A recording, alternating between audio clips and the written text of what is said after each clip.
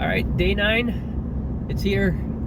We've been to the show in Stetsonville and to the hardware store to pick up 1/4-inch wood so we can start working on the seat. So we're on our way, day 9.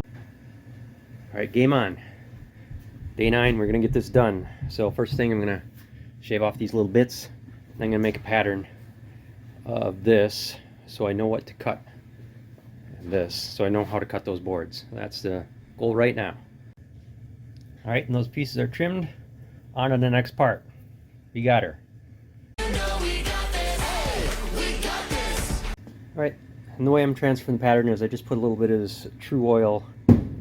It's a light oil on this part here, and then I'll just press a piece of paper on that, and the pattern will transfer, and I can cut it out. And that's what we get, and that's good enough.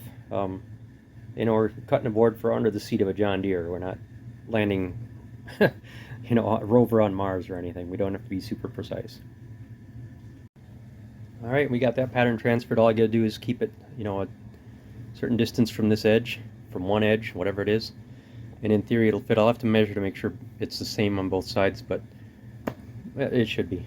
All right, and we'll do the same thing here to get, you know, what this is supposed to look like on one side, and then we'll be able to flip it and work it on both sides. All right, and I think the critical thing here is the amount that goes underneath. This is where that thing that holds it down is, and there's 1/2 inch. So we got to make sure that we get this board so it ends 1/2 inch underneath there, or short of 1/2 inch underneath there. And so that's what this one will look like. And then I'll just run across there. This one back here is all cut out, and it is a mirror image. If you flip it over, well, as mirror image as it needs to be anyway. So all we have to do is transfer that over to the board now and measure twice and cut once. All right, and now let's mark this, and there's an easy way to mark it. You just take a big old permanent marker and just kind of draw right on the edge here. And for those of you that have any concerns, just a reminder, this is a seat bottom board for a 1983 snowmobile. We do not need to be measuring with micrometers here. There we go. And then we'll just transfer it over and do the other side. And I'm an idiot. I did it backwards. Alright, do over. Okay, that's what it's supposed to look like. And just for posterity's sake, there you go. So next time somebody goes to redo the seat, they'll know that some idiot made a mistake. Alright, looks like it fits. So I got my message facing the seat, so the next time somebody pulls the seat off for upholstery, you know, they'll see that. Anyway, so I'm gonna go check it up on the sled now, make sure it fits up there the way it's supposed to. And then, oh, I gotta cut this out. Shoot, I forgot to cut that out. So I'll cut this out and then I'll go measure it on the sled. So this is really interesting in an odd sort of way. These brackets were made to just kind of catch him like that. I thought they were made to go all the way in like that, but that's apparently not it, because using the seat foam as a pattern and where this little rubber bumper thing hits, they're made to be out like that. And also that gives you that hole right there with a little bit of room down there. I'm not sure why this cutout, come on, focus. I'm not sure why that cutout is so big there. But it looks like it fits. So now I'm gonna bring the jigsaw up and cut the 1/2 inch piece and get those glued together quick. Okay, there it is cut. The bottom piece, we got the top piece. What's left is I gotta make a line from where the cord starts there to where it goes back here, and basically cut this bottom piece in half, and then you know, cut a slot that wide in it and a hole for that in the bottom piece, and then a hole in the top, and then use the top piece to hold those two bottom pieces together, if that made any sense. What? Bro, what are you talking about, man? But we'll get that done and show you, and then it'll make sense. All right, so here's the plan. Hope it works. This line, this electric cord line, whatever, we're gonna cut this. I'm gonna cut this all the way back here, and then cut out a slot for this notch there, or that thing there. And then the plan is that when I have these two pieces, I'll kind of screw that piece onto these and glue them, and that'll hold everything together, I hope. So we'll get that started. And that's what the end product looks like. Now I gotta get these things off so I can drill the hole in there. And then once we got that, we're ready to put these two together and stain it, or put varnish on it or whatever so it doesn't rot. All right, that's it. All right, and my associate here has been busily scraping gunk out of there, and all that came from underneath the engine, so we're getting closer. All right, had to put the heater on. It's getting cold. I thought I'd have to cut these out, but this one came right off, and this one, and basically these wings fell right off, so it just went right down through the hole there. So now all we got to do is line everything up and drill a hole, and we should be in good shape. Alright, so when everything is assembled, this is what it looks like. This is how that channel for the line is going to work. And I just have to cut this section out here for the that thing. Alright, so this is how it's going to look. Got it lined up. And so now all I got to do is put a bunch of Type-On wood glue on there, and then I'll staple that down so that that all becomes one piece. And then I got to get it downstairs and spray it. So let's hope we can get that done quick, because we got to get to the car wash. Well, I got the glue on, and then remembered that I forgot to drill the holes. Shoot! So I got to get that done like right away. Alright, and that's what they look like when you whack them in there. And then I'm going to layer in a bunch of super glue all the way around that. And it's not to hold it as much, I mean it's to hold it, but it's also to make sure that that board doesn't rot away. Super glue prevents boards from rotting, so that won't twist away. So now, you put the bolts in, so, you know, in theory this can only wiggle so far, and no matter where it wiggles, it should be still aligned with the hole. So now we gotta put the top on, line everything up, and then staple it down. Alright, there it is. Stapled down. The staples are just kind of temporary holding it there. And then once the glue sets, we'll staple it a little better. But right now it's just kind of holding it there until that glue dries. And now we got to get the polyurethane on it. Alright, 737. And we're going to spray this stuff on the bottom of the seat. And there are all kinds of warnings about this stuff being extremely flammable. Like they actually mean it.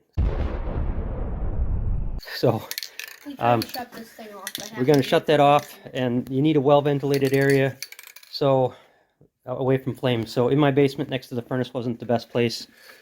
So we're going to shut that off, spray it here, and then take it into the basement to dry, because only the fumes coming out of here are flammable, not the, you know, vapors as it's drying. So away we go to spray.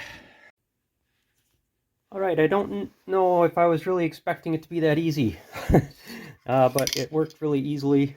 I got just this side that's going to be down, and all the edges, the stuff that's going to be facing up toward the seat. I didn't put anything on that because I don't know if it's going to, you know, eat it away at the foam or anything. I don't think it will, but there's no real reason to have it on there anyway. So I'm just going to spray a little bit more and then take this downstairs, let it dry. It's already dry to the touch, so I'm pretty pleased with how quickly that dried. We actually have a chance of getting this upholstered yet tonight. And oh, by the way, the engine and everything else has to go in. All right, but I'm gonna spray a little more and be done with this. That's awesome. And into the basement to dry. So I don't think it'll take long. I'm gonna load up and get ready to go to car wash now. All right, so here's the reality, folks. We're not making it. The Earl Emmerich's Memorial Jalopy Ride. It's 8 o'clock at night. You got everything still here. And we're just loading the sled up to get to the car wash here. I did want to show you the belly pan of this thing. Not a dent in it, which is awesome for one of these little ditch banger 83 jobs. What'd you call me? So pretty happy about that, but we'll get it cleaned up tonight and I'll work on it tomorrow.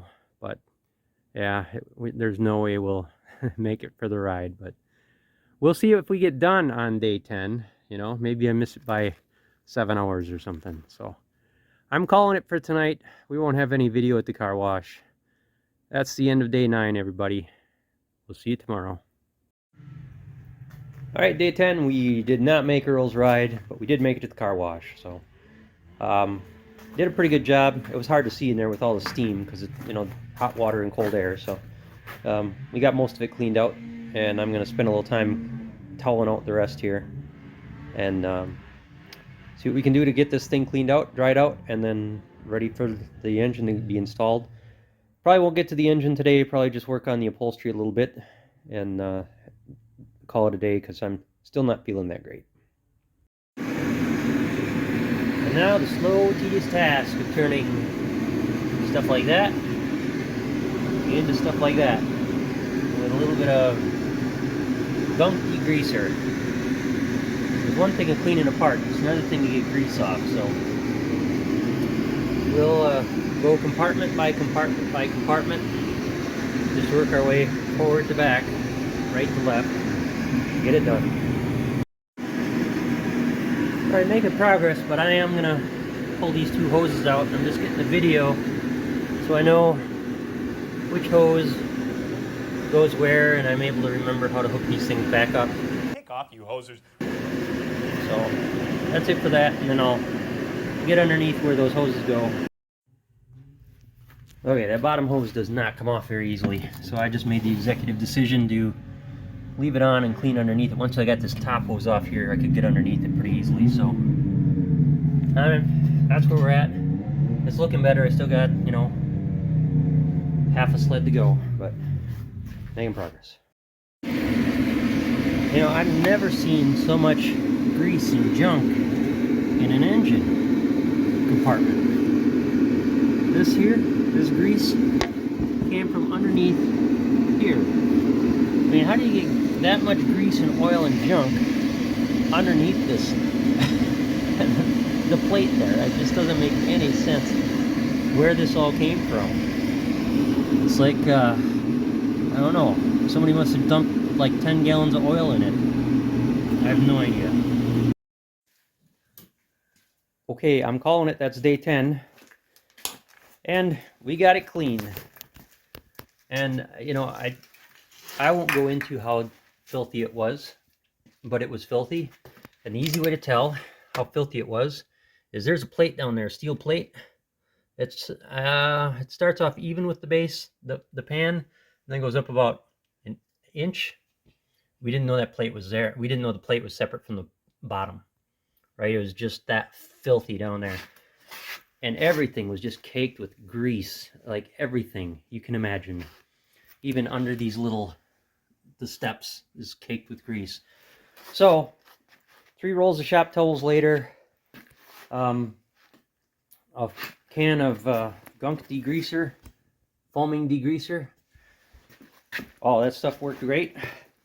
And we got ourselves a clean looking sled.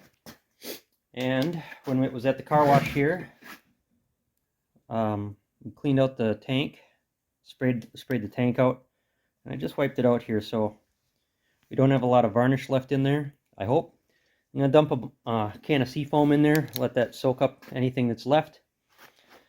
And then we're done cleaning. Oh yeah, and Stephen was over here. He cleaned out our engine mount for us. and clean this off so we could see if there was any obvious leaks or anything like a bad crack or anything, and there isn't. You can see where they cracked the case before there.